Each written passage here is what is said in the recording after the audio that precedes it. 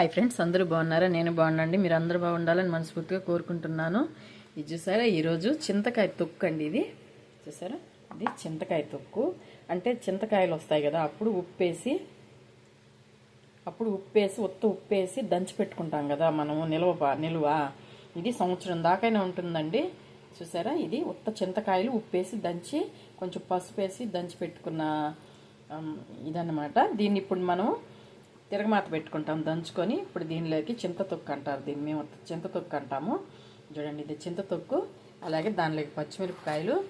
ఇది ఉత్తదే దంచుకుంటే గట్టిగా ఉంటుందండి. అందుకని మేమేం చేస్తానంటే, నేను కొంచెం దోసకాయ వేస్తానమాట. అప్పుడు కొంచెం లూజ్గా వస్తుంది, లేకుంటే గట్టిగా రాయిలాగా ఉంటుంది. అట్లాగుంటే బాగుండదు కదా.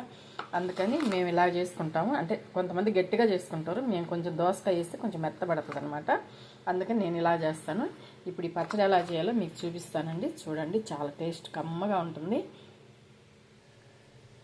ఫ్రెండ్స్ చూసారా, నేను ఎక్కువగా దంచలేనండి. అందుకని కొంచెం ఫస్ట్ ఏదైనా సరే కొంచెం మిక్సీలో బరగ్గా వేసుకొని అప్పుడు మళ్ళీ తీసి దంచుకుంటాను.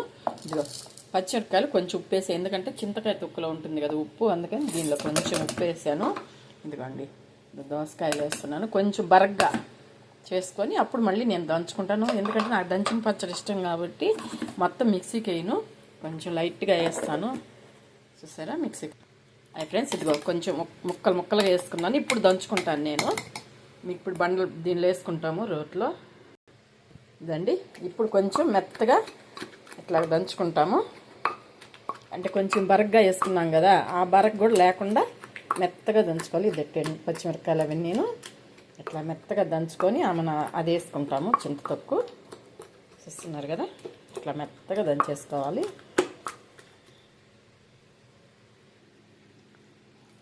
ఫ్రెండ్స్ చూసారా, ఇదిగో చింతకాయ తొక్కు వేసాను. దానిలో అట్లా మెత్తగా దంచేసుకోవాలి. అంటే దోసకాయ పచ్చిమిరపకాయలు వేసుకున్నాం కదా, దానిలో ఇట్లా చింతకాయ తొక్కు దంచేసుకోవాలి మెత్తగా. హాయ్ ఫ్రెండ్స్ చూసారా, ఇదిగోండి మనం చింతకాయ తొక్కు అలాగే పచ్చిమిరపకాయలు దోసకాయ వేసుకున్నాం కదా, దోసకాయ ముక్కలు దంచుకున్నాం కదా. చూడండి ఎంత లూజ్గా వచ్చిందో చూడండి, ఇట్లా లూజ్గా వస్తుందన్నమాట. అదే ఉత్త చింతకాయ కానీ దొక్కితే గట్టిగా ఉంటుంది, కలుపుకోవడానికి కూడా గట్టిగా ఉంటుందండి. అందుకని నేనైతే ఇలా చేసుకుంటాను. ఇప్పుడు దోసకాయ వేస్తే చూడండి, బాగా అన్నంలోకి ఇట్లా కలుపుకోవడానికి మెత్తగా బాగా ఉంటుంది లూజ్గా. అందుకని నేను దోసకాయ వేస్తాను. చూసారు కదా ఎంత బాగా వచ్చిందో. చూసారా, దోసకాయ వేస్తే చూడండి ఎంత బాగా వచ్చింది, దోసకాయ ముక్కలు వేస్తే. ఇప్పుడు మనం దీన్ని తిరగమాత పెట్టుకుంటాము. ఒక్కసారి ఉప్పు చూస్తానండి. పచ్చిదే కమ్మగా ఉంది. ఇంకో తిరగమాత వేస్తే ఎట్టుంటుందో, చాలా బాగుంది. ఇప్పుడు పాన్ పెట్టుకుంటాము, నూనె వేస్తాను. ఫ్రెండ్స్ నేను చూసారా, నేను దంచుకునే పచ్చడి అని అంటుంటాను కదండి దంచినప్పుడల్లా. కాకపోతే ఇలాంటి పచ్చడికి మాత్రం తప్పకుండా తిరగమాత పెట్టాలి. ఎందుకంటే నేను కొన్ని పచ్చళ్ళకే తిరగమాత పెడతాను. ఇది చూడండి, ఇట్లా చింతకాయ తొక్కు పచ్చడి చేసినప్పుడు, అలాగే మామిడికాయ పచ్చడి చేస్తాం కదా, మామిడికాయ పచ్చడి కూడా ఒకసారి చేసి చూపిస్తాను. అలాగే మామిడికాయ పచ్చడి, చింతకాయ తొక్కు, లేదా పండు మిరపకాయలు కూడా ఇట్లాగే పండు మిరపకాయలు దంచి పెట్టుకొని ఉంటాం కదా ఊరగాయ, అది సంవత్సరాల పొడుగుతో, అట్లాంటి వాటికి తిరగమాత వేస్తానండి. అంతేగాని రోజువాడి పచ్చడి మాత్రం ఖచ్చితంగా దంచుకొనే చేసుకుంటాం మేము. అందుకని వీటికి ఖచ్చితంగా తిరగమాత వేయాలి, ఎందుకంటే ఇది దంచి పెట్టుకున్న తొక్కు కాబట్టి. ఇప్పుడు తిరగమాత వేస్తాను. నూనె కాగిపోయింది.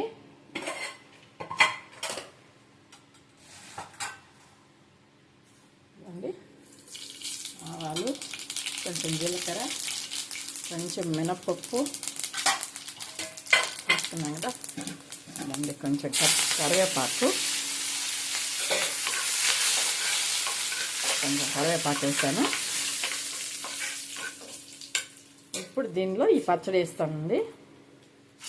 మంట తగ్గించుకుంటాను. మంచి వాసన వస్తుంది కమ్మగా. దోసకాయ వేస్తే ఏమైనా టేస్ట్ బాగుంటుందండి. ఉత్త చింతకాయ తొక్కు పచ్చడి కంటే దోసకాయ వేస్తేనే బాగుంటుంది, లూజ్గా వస్తుంది, టేస్ట్ కూడా మారుతుంది, చాలా బాగుంటుంది. నేనైతే ఇలాగే చేస్తానండి. చాలామంది చాలా రకాలుగా చేసుకుంటూ ఉంటారు కదా, నేనైతే ఇలాగే చేస్తాను చింతకాయ తొక్కు.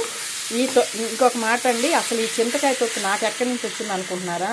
నేనైతే చింతకాయ తొక్కు తొక్కనండి, ఎందుకంటే నాకంత అంటే టైం ఉండదు. మా పెద్దమ్మాయి పాప ఉంటుంది నా దగ్గర, అదిగాక నేను చేయలేను కూడాను, అంత ఓపికగా చేయలేనండి. ఆ రోజులు పోయాయి, ఓపికగా కూరగాయలు పెట్టి పచ్చళ్ళు దంచే రోజులు పోయాయి. ఇప్పుడు నేను చేయలేకున్నాను. నాకు 2 మోకాళ్ళు ఇదయ్యి ఉన్నాయి, కాళ్ళు నొప్పులు ఎక్కువగా ఉంటాయి నాకు. అందుకని ఎంత తక్కువగా పని చేసుకొని అంత తక్కువ రెస్ట్ తీసుకుంటూ ఉంటాను. అందుకని ఇవన్నీ నాకు ఎక్కడి నుంచి వస్తాయి అనేది మీ డౌట్ ఉండొచ్చు. అలా ఉన్నప్పుడు ఎలాగ చింతకాయ ఇవన్నీ చేస్తున్నామని. ఈ చింతకాయ తొక్కు మా ఫ్రెండ్ ఉందండి, ఒక అమ్మాయి ఉమా అని, మా ఏరియాలోనే ఉంటుంది అమ్మాయి ఉమా అని. ఆ అమ్మాయి ఉమా అని రెడ్డిస్ అమ్మాయి ఉంది మా ఏరియాలో. అమ్మాయి నాకు ఫ్రెండు.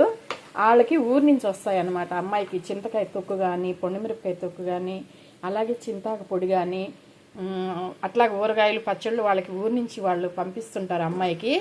ఆ అమ్మాయి నాకు ఇస్తుందండి. నిజంగా వాస్తవంగా నేను ఎప్పుడు రుణం అమ్మాయికి, ఊరగాయలకి పచ్చళ్ళకి మాత్రము, ఊరగాయలకి మాత్రము నేను ఎప్పుడు రుణం అమ్మాయికి. ఆ అమ్మాయి నాకు పంపిస్తుంది ఊరగాయలు. ఇలాగ చింతకాయ తొక్కు, పండుమిరపకాయ తొక్కు, చింతాకు పొడి, అట్లాగా అన్నీ నాకు అమ్మాయి పెడుతుంటుందండి. అవి నేను పెట్టుకొని ఎప్పుడన్నా అయితే కొంచెం కొంచెం పెట్టదండి, చాలా ఎక్కువ పడుతుంది నాకు. అంటే 2-3 సార్లుగా, ఒక 5-6 సార్లుగా వచ్చేటట్టు పెడుతుంది నాకు. వాటిని నేను ఎప్పుడన్నా ఇట్లా చేసుకుంటా ఉంటాను, చూసారా. అందుకని ఆ అమ్మాయి వల్లే నాకు ఇట్లాంటివి వస్తుంటాయి. అంతేగాని నేనైతే చింతకాయలు తెచ్చి దంచి చేసే రోజులు పోయాయండి. ఇప్పుడు నేనైతే అప్పుడైతే చేసేదాన్ని, ఇప్పుడు చేయలేకపోతున్నాను, చూసారా. ఒకప్పుడైతే 10 కేజీలు టమాటాలు కూడా ఈజీగా పచ్చడి పెట్టేసేదాన్ని అండి ఊరగాయ నేను, అట్లాంటి దాన్ని. అలాగే ఉడియాలు కూడా అండి, మనం ఉడియాలు ఎండబెట్టుకుంటాం కదా సమ్మర్ వస్తే, అట్లాంటప్పుడు 10 కేజీలు, ఇంచుమించు 10 కేజీలు బియ్యం రవ్వతో ఉడియాలు పెట్టేదాన్ని 2-3 సార్లుగా 4 సార్లుగా. అట్లాగే టమాటా పచ్చడి కూడా ఒక 10 కేజీల దాకా అట్లా పెట్టుకునేదాన్ని. అప్పుడు అందరూ ఉండేవాళ్ళము. ఇప్పుడు మా అత్త మామ చనిపోయారు, అలాగే మా అమ్మ నాన్న కూడా చనిపోయారు. మా అమ్మ నాన్నకి నేను ఒక్కదాన్ని, మా అత్త మామ కూడా ఒక్కడేను. అందుకని వాళ్ళందరూ నాకాడే ఉండేవాళ్ళు. మేము 9 మంది అండి, మా అమ్మ నాన్న మా అత్త మామ 3 పిల్లలు నాకు. మేము ఒక 2 మొత్తం 9 మందికి రోజు ఉదయాన్నే సాయంత్రం వంట చేసేదాన్ని అండి. వాళ్ళు ఈ మధ్యకాలంలోనే ఒక 10 సంవత్సరాలు అయి ఉంటుంది వాళ్ళు చనిపోయి కూడా, అందరు చనిపోయి. ఇప్పుడు అందువల్ల నేను ఎక్కువ పని పెట్టుకోనండి. అప్పుడు అంతా చేసి నాకు అయిపోయింది నా పని. ఇప్పుడు ఏదో సింపుల్గా చేసుకుంటా ఉంటాను. చూసారు కదా ఎంత బాగా వచ్చిందో, చూసారా ఎంత బాగుందో చూడండి. తిరగమాత వేసాక పచ్చడి, ఆ పచ్చి వాసన పోయేదాకా, అంటే మనం పచ్చిమిరపకాయలు పచ్చి దంచుకున్నాం కదండి, ఆ పచ్చిమిరపకాయలు పచ్చి వాసన పోయేదాకా ఇట్లా నూనెలో వేపుకోవాలి. చూసారా ముద్దగా రావాలి, ఆ వాసన పోవాలి. అట్లాగే దోసకాయ పచ్చి వేసాం కదా, ఆ నెమ్ము కూడా లాగేయాలన్నమాట. ఆ నెమ్ము కూడా బాగా వచ్చేయాలన్నమాట. ఆ పచ్చిమిరపకాయ వాసన, ఆ నెమ్ము, దోసకాయ నెమ్ము అంతా పోయేదాకా వాడ్చుకోవాలి నూనెలో. కొంచెం నూనె ఎక్కువ పడుతుంది కదా, చూస్తాము ఒక్కసారి మనం చూసుకుంటాము.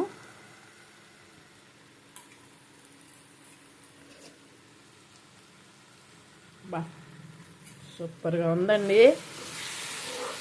ఇప్పుడు వేడి అన్నంలో వేసుకొని కానీ తింటే, దీనిలోకి నేను అప్పడాలు వేపుకున్నామండి. నాకు కమ్మగా ఉందండి. నేను అనడం కాదు, మీరు కూడా ఒకసారి ఇలా ట్రై చేసి చూడండి. ఎవరైనా దోసకాయ చేసుకొని వాళ్ళు ఎవరన్నా ఉంటే పచ్చిమిరపకాయ దోసకాయ వేసుకొని చేసి చూడండి. అసలు ఎలాగుందంటే అలాగుంది. ఈసారి మామిడికాయ కూడా చేస్తానండి, చేసి చూపిస్తాను. మేము ఎలా చేసుకుంటామో చేసి చూపిస్తాను.